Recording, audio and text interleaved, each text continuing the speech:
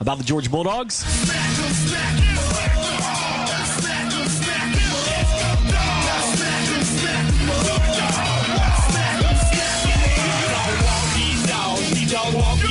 Released from the case, see what they brought gon' do. Fourth quarter got the lead, and nevertheless driving the helmet to the mid, leaving right on your chest. Booker here in about 60 seconds from right now, but tell us Georgia's biggest obstacle going into this season. Well, I think, first of all, when you look at the defensive side of the ball, they got to get off the field on third down. That's the one thing that I think you lost all your hair. Mine turned gray last year watching third down. Didn't matter if it was third and 1 or 2. I'll blame it on the Bulldogs. Or 3rd and 15. They were going to get the first down. And with that up-tempo offense everybody's doing now, it wears the defense out. It's a momentum killer. Defense has got to start getting off the ball or getting off the field on third down. Offensively, it all comes down to the offensive line. We got a great running back. You got to open up the holes for him. Todd Gurley, if you give him an inch, he'll get you 5 or 6 yards just about every time. Hudson Mason, if you just give him time to throw, he's an accurate passer.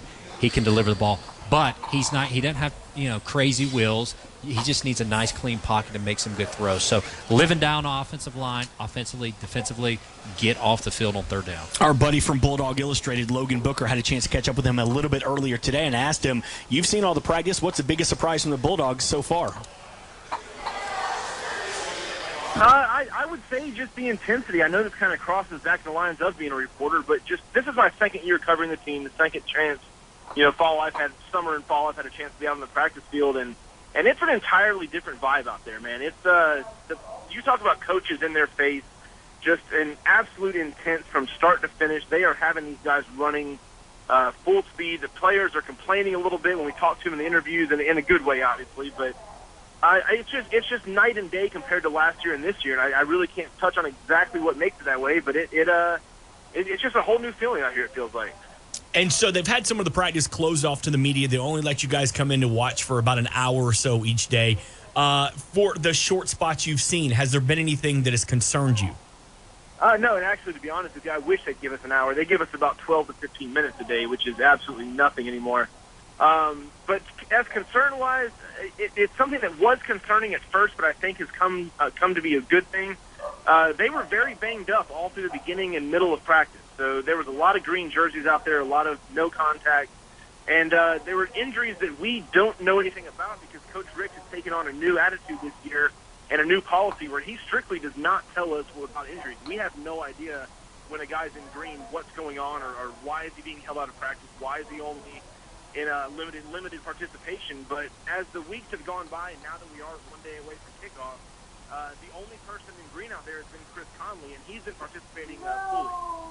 Justice Scott Wesley is recovering from a torn ACL, and Malcolm Mitchell, who we still don't know exactly what happened with his knee, but we all kind of expected that he wouldn't be a go for the first game. They have been declared as out, and many might remember that Justice Scott Wesley would have been out of the game, even if he was healthy due to a suspension from a marijuana arrest last fall. So in terms of just the injuries that were a big concern, I'd say a week and a half, 2 weeks ago, that's taken a turn for the better now. It looks like everybody's going to be good to go tomorrow. Sports Radio 92.9 The Game, talking to Logan Booker from Bulldog Illustrated on the Dave Green College Show. One of the big concerns this offseason has been the UGA secondary. Any improvements from that?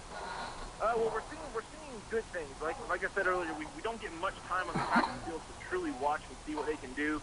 We've seen very little competition out there. But as far as raw athleticism, there are a couple guys that I think Georgia fans will get to know very well early. A couple freshmen. Dominic Sanders has come in, stepped up to the plate. Aaron Davis, who's a redshirt freshman, has been around the program. Actually a walk-on. He's a really good story out there. But he's shown a lot of athleticism. Was actually listed at the top of the depth chart a couple days ago. And another one,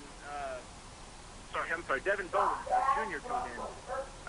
He's turned a lot of heads this fall. But there's athleticism out there. I think as far as a comparison from last year, you're going to see a world of difference, especially with the Jeremy Pruitt packages, having these guys sprint all over the place and cover a lot more ground than what the team Grantham had them doing. So concern, absolutely. I think that's more of a mystery thing as opposed to are these guys capable?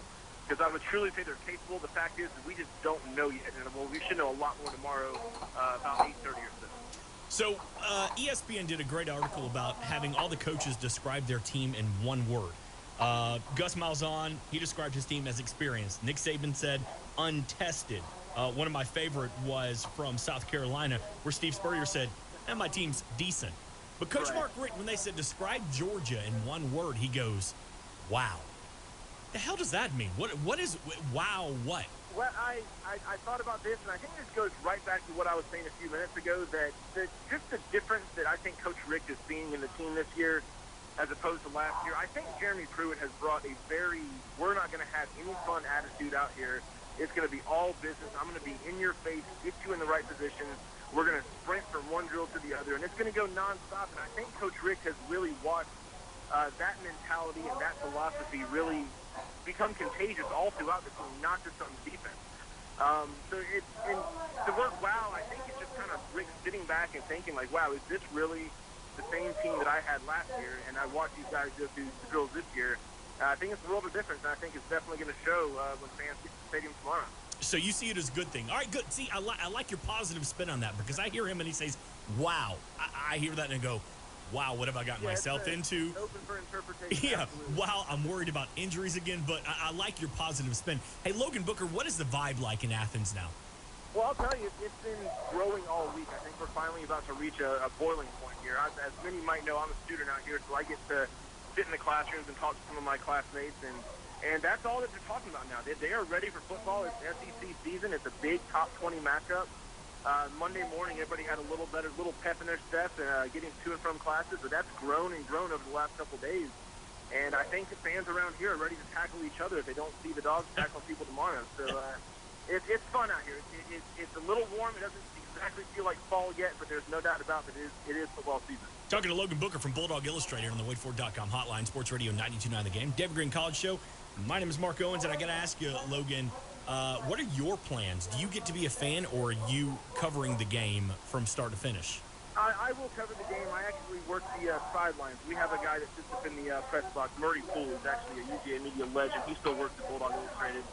They throw me on the sideline. I have my camera ready. I'll take photo packages throughout the day. I'll run social media. I'll put up photo albums throughout the game, actually, and including the dog walk and whatnot. After the game, they'll have me inside the locker rooms. I'll be talking to players, doing some interviews together, whether it be video. I'll get back home and I'll write. So I don't get to be the fan that I used to be. I don't get to tailgate with the family as much as I used to, and I have to walk around. I usually get in the stadium about 2 hours before kickoff. So it's definitely work. I wouldn't want to do anything else, but it's not what it used to be when I was just 100% fan. That's for sure. Yeah, Logan, I don't think anybody feels sorry for you. You get to hang out on the sidelines during the game. You know what? I'd give up a cold beer to do that any day. I hear you. Follow Logan on Twitter at @LoganBooker_BI. I'll tell you, Logan, I steal a bunch of my information from you and credit it as my own. Hey, one more question from you. And I saw you tweeted out earlier this week.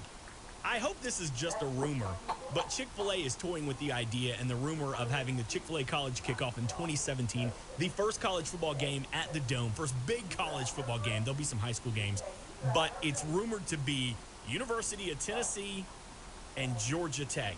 Please tell me this is just a rumor. Well, I think it was Wes Rucker of